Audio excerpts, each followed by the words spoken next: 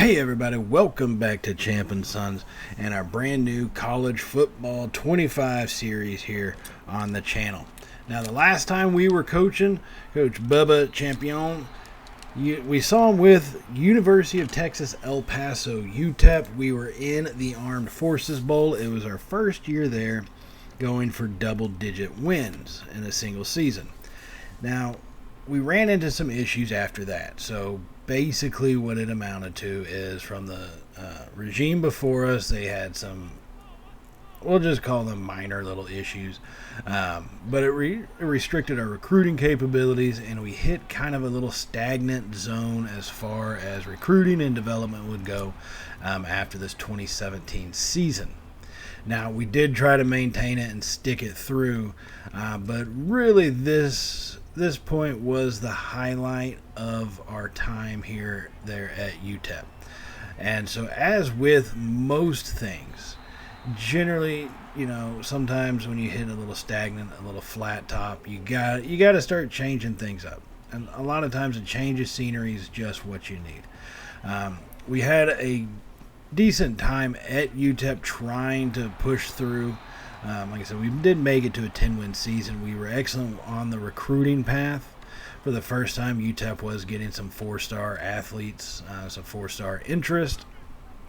But once the sanctions were handed down, there wasn't much we could do. So as much as we had built up in a short time period there, over there in El Paso, it really limited us in our capabilities and what we could take, where we could take the program.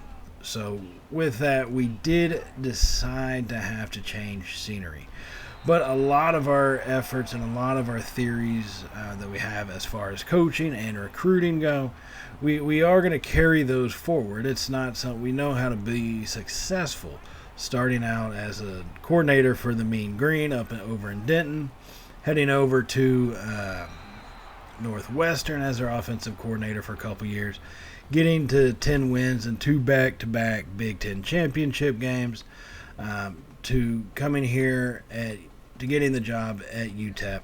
That was quite the climb. So Bubba starting, if you saw the very first series that we ever had on the channel, as a face of the franchise there in a Madden, starting out leading the Longhorns to the playoffs for the first time, unable to pull off the national championship win, but still led them there, and then had a pretty decent go at it with Miami before decided to retire from playing and decided to get into the coaching realm. So on that note, we do like to pass the ball. So we wanted to make sure if we're going to change scenery, let's go to a team that is known for or not really known for the passing game. We're not going to get high-profile jobs. When you hit a stagnant time as a coach, you're definitely not going to get the high-profile job. We want a team, though, that's not afraid to throw the ball, that's got a decent running back, running core, and you want to hope to get a good defense. But knowing some of the prospects we had once we start putting feelers out there for who would pick us up, we understand we're going to be deficient in some areas.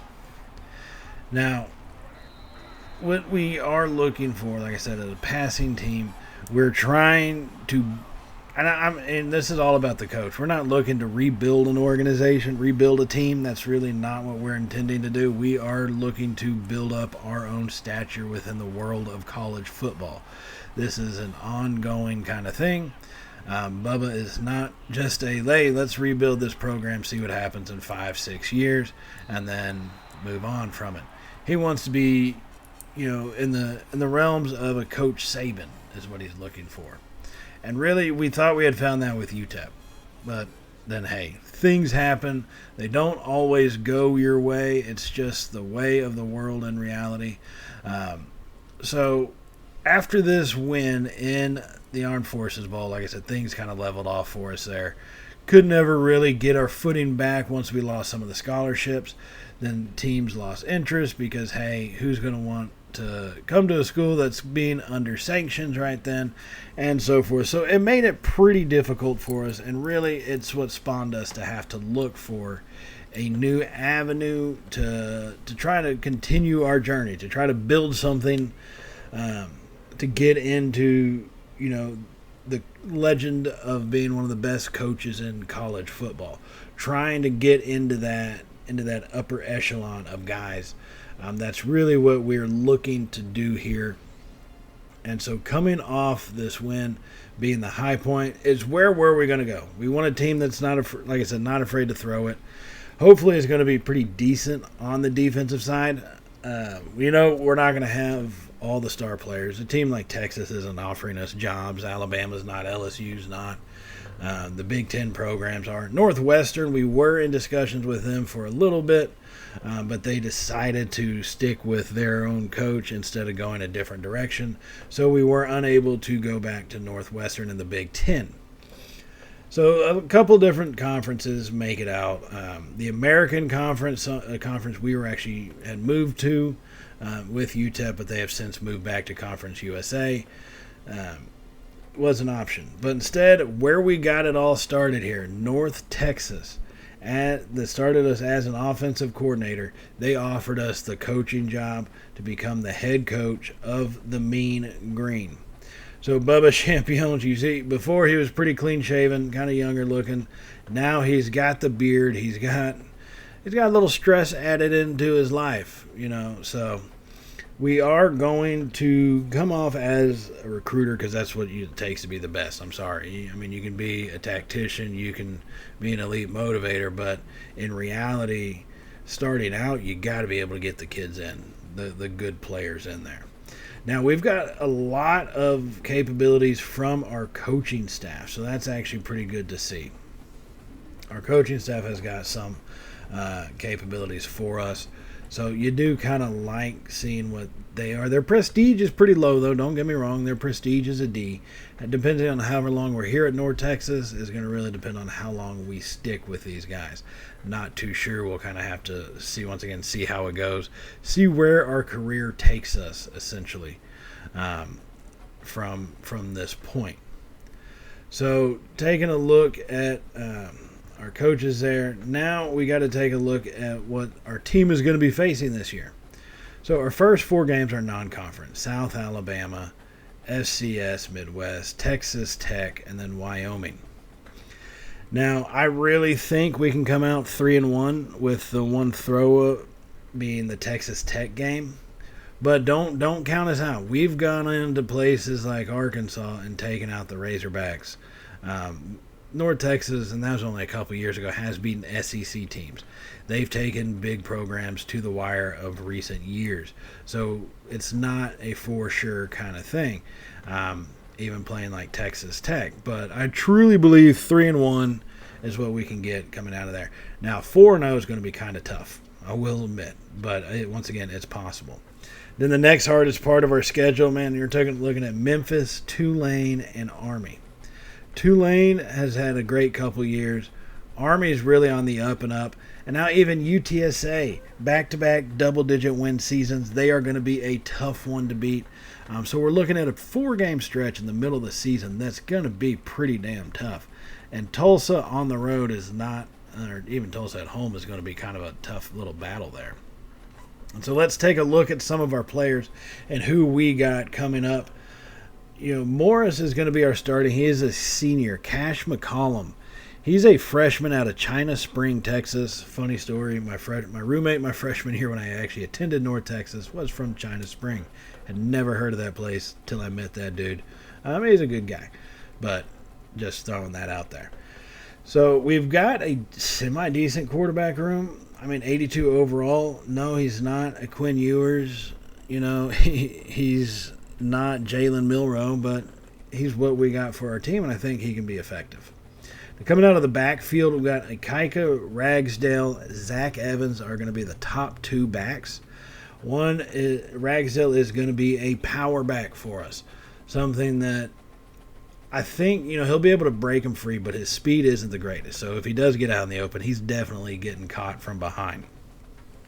Zach Evans, he's got a lot of capability as far as his ball carrying goes, but he still lacks in some spaces. So we still need to bring him on. He is young. He's only a sophomore redshirt. Now Price, he's a senior. He's a redshirt. He's actually third on the depth chart.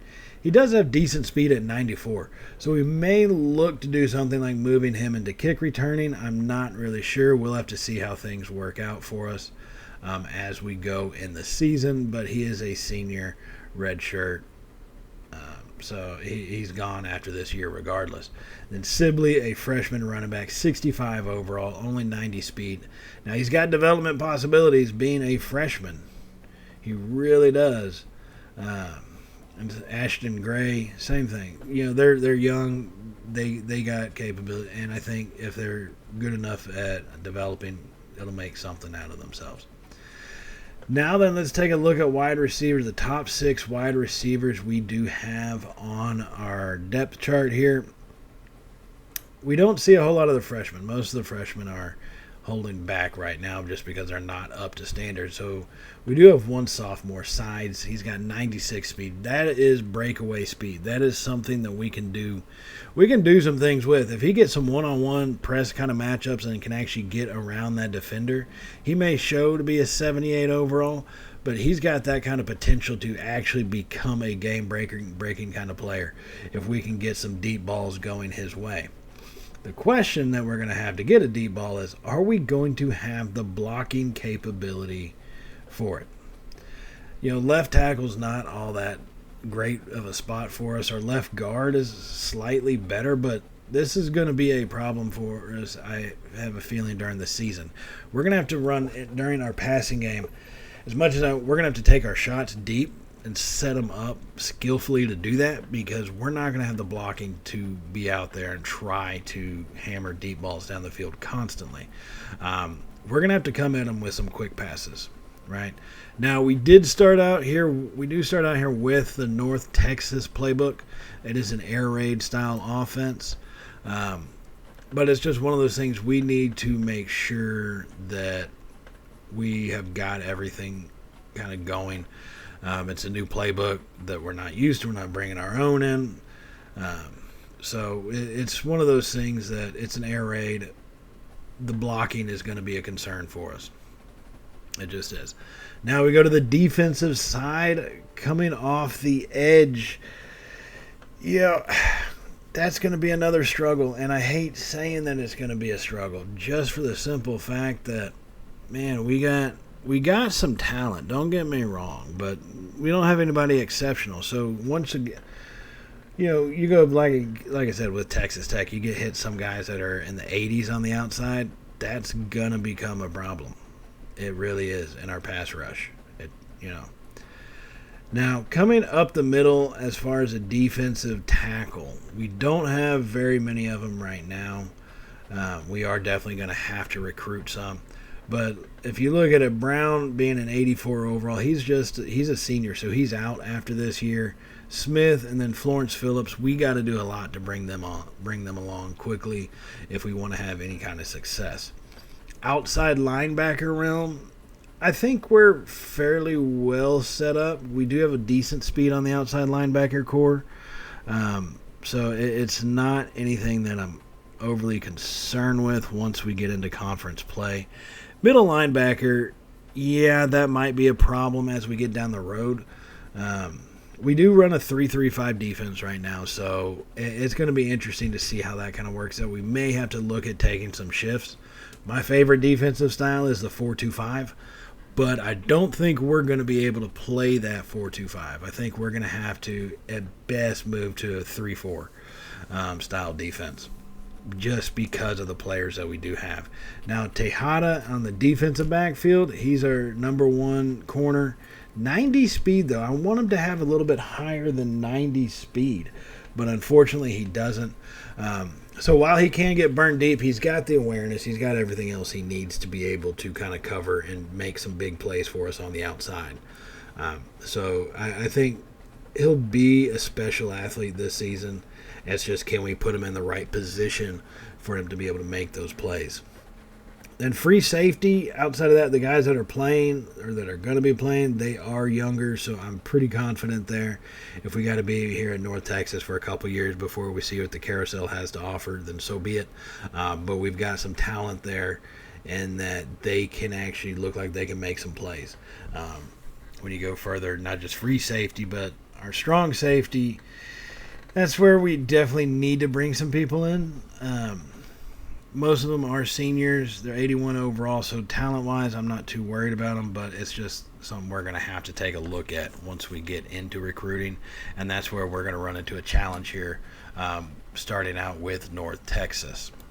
And with that, let's jump into the recruiting. As we see it, we've got a lot of team needs, especially on the offensive line, and that's going to be something that's going to be kind of tough to actually recruit. We will be upgrading those stats, obviously, as we go throughout the season. But if you look at what we also need on defense, I mean, good Lord. Everywhere we go, we're going to need to get guys. But right now, since we're with the Mean Green, kind of focus on what they need. And we need guys on the defense. But one thing that's going to obviously be a difference maker is going to be the quarterback. Let's face it. That's what it's going to be. So we need to get a young kid who, if we are here for a few years, we can develop him. Or if we do leave, maybe try to persuade him to transfer. Who knows? Tony Wilkes, that shows him as an athlete. He's a 4-star guy. We are first on his board, mainly because we have the deal breaker being close to home. Now, when it comes to recruiting, one of the first things that we are going to look at, one is going to be deal breakers, just because those are a little bit easier to snag from everything I have seen. But it doesn't mean that you're going to automatically get them, especially when you're competing with Power 5 teams. So, we just went on ahead and we're looking kind of at quarterbacks here. And we want to see, what is the interest state, right? So first, second, third, because generally it becomes real tough to snag guys if you're out of their top 5. So that was honestly our first thought. But looking at what we need, like I said, if we're here for a few seasons, I don't want to just pick a whole bunch of 1-star dudes or 2-star kids. We definitely need to look at getting 3 stars, reach for a 4-star here or there. That is definitely what we are going to have to do. And so that's kind of what we started out doing. Now, while we do need receivers, I find it hard to put a receiver on, even if he's a 3-star. Or even if he's a 3 or 4-star, if we're going to have to compete with teams like Texas, OU, for these kids, that's going to be a tough thing to snag.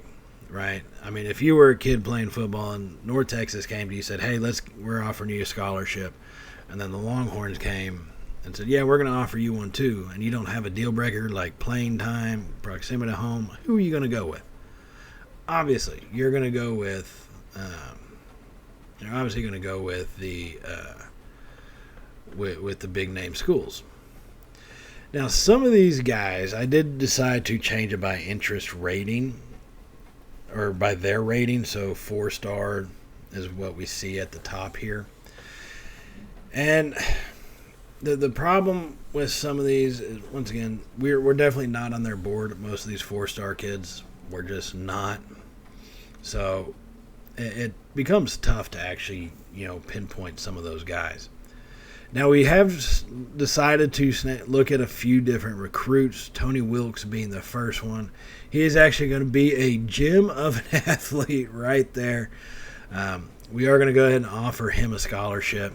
He's got a lot of playing style as well as capabilities, proximity to home being a deal breaker for him. We have it as an A. The need is a B-. So I think we're pretty confident against him. Brendan Neblett, proximity to home is a big deal breaker for him. It's still going to be tough because look at the 2 schools in front of us, Oklahoma and Arkansas, right? So that is going to be kind of a rough thing to try and get him taken away from those schools. Zach Davis, same thing, playing style as a deal breaker. Yeah, we have it.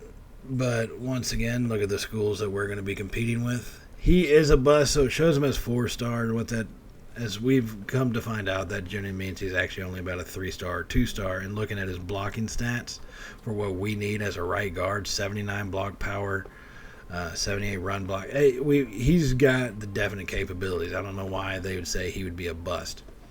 Now, Ramon Manuel out of Texarkana, we are not anywhere on his board, which is a problem.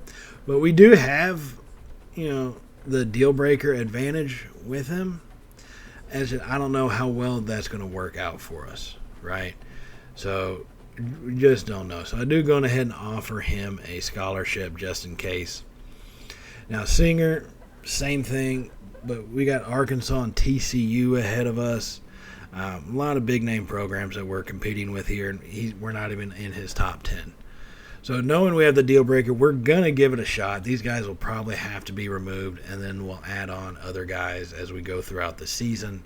And we get people to accept. We'll be able to add more to the recruiting board. And I know the later you wait, the harder it is to get some guys, but that's just going to be the case. And as we have seen through some people's videos, I think Not the Expert was the one, guys will decommit from schools.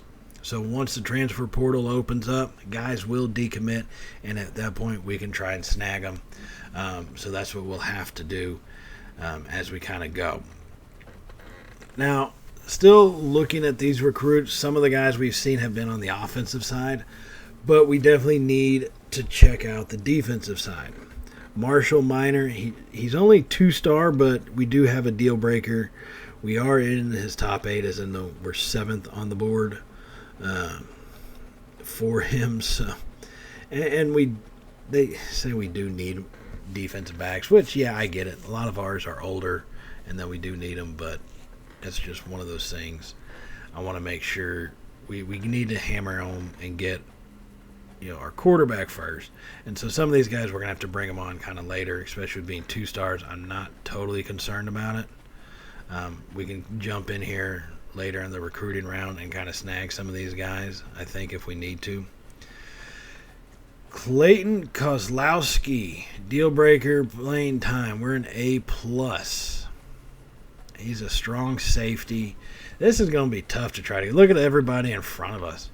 I mean, he's 4-star, and it looks like these other schools know he's a 4-star athlete. So that's not a good sign for us. He's got decent numbers, zone coverage. His awareness shows a 68. That's not really what I want to see out of a 4-star kid. But we are going to offer him because I'm not a fool. Okay. Marshall Minor, a defensive back out of Dallas. We're 7th on his rankings, but TCU's right there. Now, we're right close to Dallas as well, but once again, ask yourself, what school would someone want to go to? Texas, North Texas, or TCU? If you have a kid who's an athlete that's going to be playing, do you want to go play in the American, or do you want to play in the Big 12? Most kids are probably going to go Big 12, so it is already an uphill battle that we're going to be facing with them. But we do go ahead and offer them because, once again, we're not an idiot, or at least as big of an idiot as we may come off at times. You know what I'm saying? So that's really kind of taking a look at our team and some of our recruiting needs as a whole. I did forget to kind of take a look and make sure that we need a running back. We have a couple freshmen, but with Ikaika, getting along out there, being a more tenured back, we want to look at trying to bring one in. Now, Josh Barbosa, he had potential. We had a deal breaker with him. But then there's Juwan Rugamba. We are number 4 on his list, just behind Texas, Oklahoma, and TCU. But did you see how far? Basically, we were right there in the mix, okay? We were right there. Like, those are top schools. But the influence is actually relatively small. And I think that that's going to give us some possibility to be able to make something happen. Look at how low that influence is on those guys. from those other schools. So we do add him to our board. Seeing where we're at, we've gone ahead and scout him out, and he's actually pretty decent of a running back for 3 stars. Break tackle 78, acceleration and speed, he's young, we can bring that along. But trucking is an 84, stiff arm 77, strength 79. He's definitely a good power back that we could use on our squad. So we do also offer him a scholarship as well. Now we only have 575 hours, so I don't want to use all of those up. So we do get all those guys scholarships offered, and this gets us set up to get this season underway, which will happen in the next episode as we take on South Alabama to get things started, everybody. So I hope everybody's excited. Hit that thumbs up if you are. Hit the subscribe button if you haven't hit it already, and hit that bell icon to be notified of all the uploads we have here at Champ and Sons as we get this college football season kicked off with a brand new game for the first time in 11 years. And I will see y'all in the next episode, everybody. So as always, stay safe. And, well, y'all know how it goes from here, right? Later, y'all.